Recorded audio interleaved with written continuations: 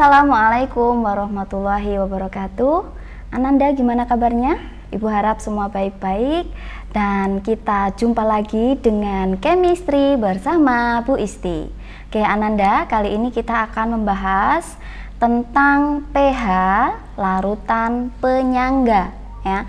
pH larutan penyangga. Kalau di materi sebelumnya Ananda sudah belajar dari pH larutan hidrolisis ataupun pH larutan asam basa. Hari ini kita akan bahas khusus ya larutan penyangga. Larutan penyangga disebut juga dengan buffer ya, bukan baper loh ya. Jadi buffer itu adalah sebutan dari larutan penyangga. Larutan penyangga itu apa? Nanti kita pelajari. Yang jelas di sini diharapkan Ananda nanti bisa menghitung pH larutan penyangga yang bersifat asam dan juga pH larutan penyangga yang bersifat basa. Oke. Nah, terkait dengan pengertian pengertian larutan penyangga kita sudah bahas di materi sebelumnya ya. Dan di sini kita khusus membahas menghitung pH-nya. Oke, Ibu ingatkan kembali tentang penyangga. Penyangga itu artinya dia mempertahankan pH ya. Jadi buffer itu mempertahankan pH larutan. Oke, untuk larutan penyangga asam, Ananda bisa perhatikan di sini. Dari asam itu sendiri ciri khasnya adalah menghasilkan ion H+, ya kan Ananda? Nah, untuk mencari konsentrasi ion H+ dalam penyangga, Ananda gunakan rumus H+ Ka. Kenapa Ka? Karena ada sisa asam dari larutan yang akan mempertahankan pH-nya. Maka karena asamnya lemah, tentu kita gunakan Ka. Ya, sambil diingat kembali, ini masih ada hubungannya sama asam basa maupun hidrolisis. Ya, ingat Ka adalah konstanta asam untuk asam lemah. Lalu Ka ini dikalikan dengan mol dari asam itu sendiri dibagi dengan mol garam hasil dari reaksi netralisasi atau reaksi asam dengan basa, kan menghasilkan garam. Oke, ini untuk mencari konsentrasi H+ ya, konsentrasi ion H+ dalam larutan. Oke. Nah, untuk mencari pH Ananda perlu ingat kembali ya, kemarin pH berarti Ananda tinggal mencari min log ion H+. pH itu min log konsentrasi H+-nya. Setelah Ananda hitung H+-nya dapat berapa, tinggal di min log-kan. Oke. Nah, di sini sudah ada keterangannya. Ka itu tetapan ionisasi asam lemah, A itu jumlah asam lemahnya dengan satuan mol ya Ananda, dan juga G itu disebut juga dengan basa konjugasi atau kita umumnya menyebut sebagai garam ya, satuannya tetap mol. Oke, langsung ke contoh soal cara menghitung pH seperti apa. Nah, di sini ada suatu larutan ya. Larutan di sini diminta hitunglah pH larutan penyangga. Jelas ini buffer ya. Penyangga itu dibuat dari campuran CH3COOH. Nah, Ananda perlu ingat CH3COOH ini nanti asamnya kuat atau lemah ya. Kita baca dulu soal sampai selesai. Kita akan temukan clue di sana ya. CH3COOH 0,1 M ya, konsentrasinya 0,1 molar dengan 200 mili CH3COONA. Ingat Ananda, ini adalah senyawa garam ya. CH3COONA, natrium asetat adalah garam ya, sebanyak 0,1 M. Konsentrasinya 0,1 molar. Nah, di sini ada keterangan KaCH3COOH yaitu 10⁻⁵. Kalau ada Ka, Ananda ingat bahwa CH3COOH itu merupakan asam lemah. Maka Ananda bisa langsung mencari konsentrasi ion H+ ya. Langkah pertama, yaitu menentukan molnya masing-masing dulu, karena di sini ada dua larutan ya. Dua larutan itu ada apa namanya tadi, asam sulfat ya, ada asam sulfat dan juga ada garam. Oke, untuk mol asam sulfat itu sendiri, mohon maaf, ini asam asetat ya maksudnya, CH3COOH, yaitu diperoleh dari, ingat ya, mol itu M kali V, molaritas dikali volume. Molaritasnya kan udah diketahui 0,1, sedangkan volumenya 100 mili. Ananda ubah menjadi liter ya, boleh menjadi liter, boleh apa adanya.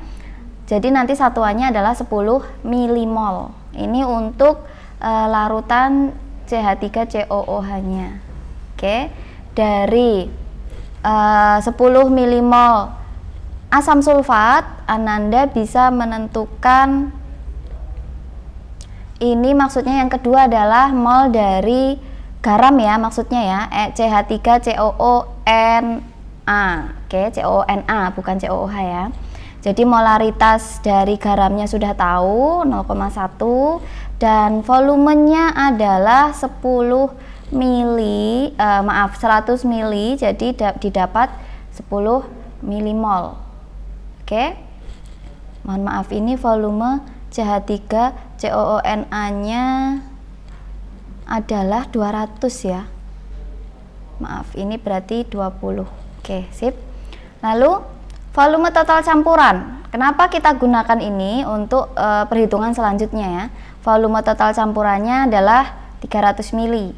Langkah selanjutnya, Ananda menentukan konsentrasi dari H+, ya, konsentrasi dari ion H+, yaitu Ka dikali konsentrasi dari asam dibagi konsentrasi dari garam. Nah, Ka-nya sudah diketahui tadi 10 pangkat min 5. Untuk mencari konsentrasi dari asam, kita gunakan volume total ya, Ananda.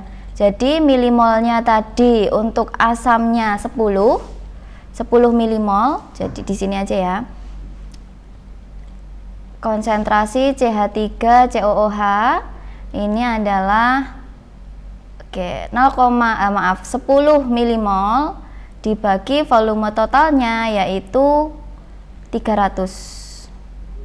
Maka nanti diperoleh ini ya, 1/30 mol. Dan untuk apa namanya, konsentrasi garamnya, Ananda bisa mencari dari milimol yang sudah diketahui lalu dibagi volume total. Oke, kalau sudah, nah di sini nanti diperoleh 10/10 karena dicoret, maka konsentrasi H+ nya adalah 10-5. Ini konsentrasi H+. Untuk mencari pH, ingat min log H+, karena H+ nya 10/5, Ananda bisa langsung menentukan pH nya adalah 5. Ini karena sudah H+, maka Ananda langsung lari ke pH. Beda halnya nanti kalau di basa ya, kalau basa itu OH-. Oke, kita ke contoh soal yang kedua dulu ya. Menghitung pH larutan penyangga yang dibuat dengan campuran 150 mili CH3COOH 0,1 m dan larutan KOH 0,1 m. Jika Ka CH3COOH itu 1,8 kali 10 pangkat min 5, itu kita tuliskan dulu reaksinya ya. Reaksinya bagaimana? Lihat dulu Ananda, ada Ka, berarti asamnya asam lemah. KOH kelihatan ada OH-nya, maka Ananda bisa menentukan KOH itu adalah larutan basa ya.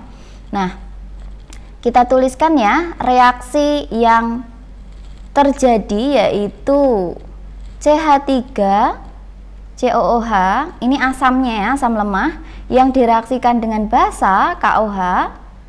Asam direaksikan dengan basa menghasilkan yang namanya senyawa garam. Garamnya apa? Yaitu CH3COOK. Sisanya air. Ini yang kita pelajari di materi asam basa yang lalu ya. Jadi sudah terbentuk garam CH3COOK dan air H2O. Oke. Mula-mula kita reaksikan dulu ya. Ditulis 0,1 M, volumenya 150 mili. Ananda boleh menjadikan liter atau apa adanya, mililiter nggak apa-apa, nanti satuannya sama aja ya. Kita tulis apa adanya aja, 150 mili. Ini M, ini mili. Maka nanti diperoleh 15 milimol karena satuannya mililiter kan volumenya. Untuk KOH yang awalnya 0,1 dan volumenya 100 mili, maka diperoleh 10 milimol. Nah, saat bereaksi, Ananda ingat pelajaran kelas 10 ya, reaksi pembatas. Karena di sini koefisiennya sama-sama 1, kita cari mol yang terkecil. Mol yang terkecil itu ada di KOH. Jadi nanti yang bereaksi adalah 10 milimol untuk koefisien 1. Berarti untuk CH3 karena koefisiennya juga 1, bereaksinya juga hanya 10 milimol, sehingga saat setimbang diperoleh sisa CH3COOH sebanyak 5 milimol. Jadi asam lemahnya bersisa ya. Basanya habis ya, habis karena ini dikurangi. Ingat ya, ini stoikiometri kelas 10. Jadi Ananda harus tetap mengingat materi kelas 10, jangan dilupakan ya. Lalu kita cari garam, ada di produk. Karena di sini koefisiennya juga 1, maka diproduksi 10 milimol juga. Hasilnya saat setimbang ada 10 milimol. Nah, yang kita pakai adalah tadi kan untuk mencari konsentrasi H+, Ananda perlu Ka, ya kan? Lalu mol dari asam lemahnya, dan di sini pun yang sisa adalah asam lemah dibagi dengan mol dari garam. Garamnya pun sudah diketahui produknya sebanyak 10 milimol, sehingga kita bisa hitung Ka 1,8 kali 10 pangkat min 5 dengan mol asam, karena satuannya udah sama milimol, kita boleh langsung masukkan ya. Asamnya ada 5 milimol dan garamnya ada 10 milimol. Oke, ini dicoret. Nanti ini dicoret pun 2 ya. Dicoret jadinya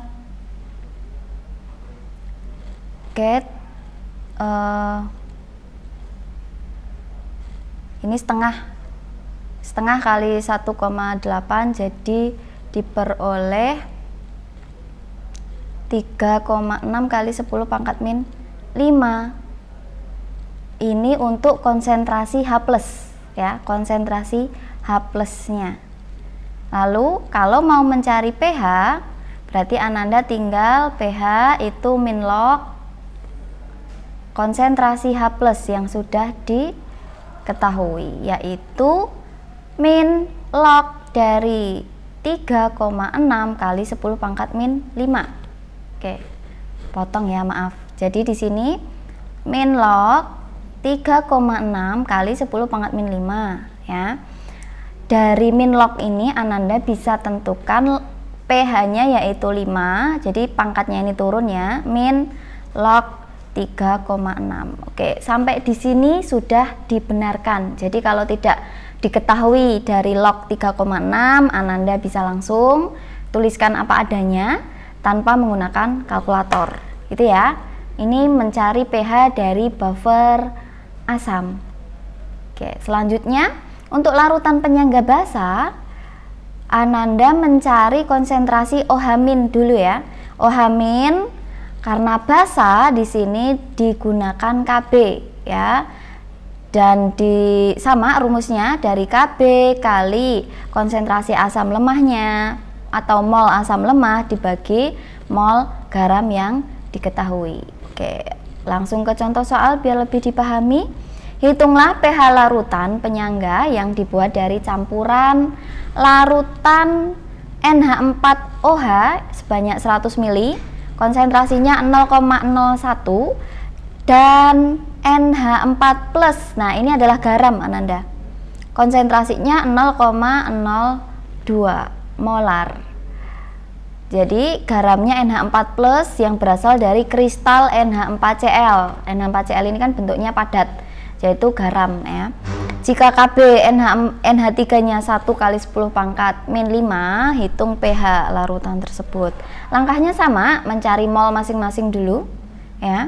Mol dari NH3 maaf, NH3 yaitu 0,1 kali 10 kali 100 mili, jadi 10 milimol. Ini diperoleh dari ini ya, NH3-nya yaitu dari garam NH4Cl-nya. Karena sejatinya reaksinya itu begini.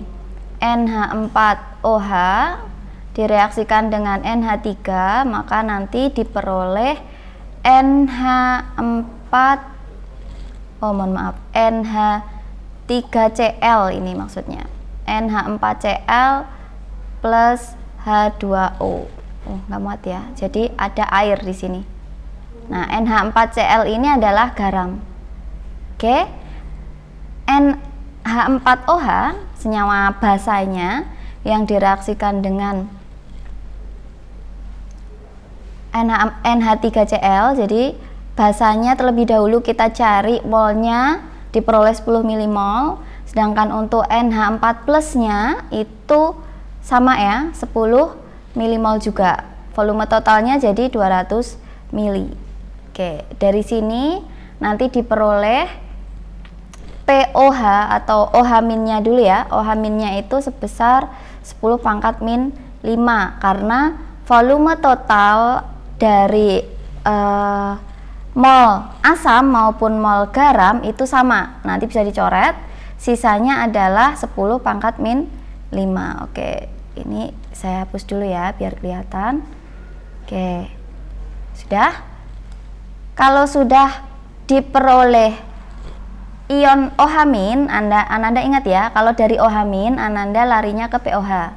POH rumusnya sama, min log OH-, yaitu min log 10 pangkat min 5 diperoleh POH.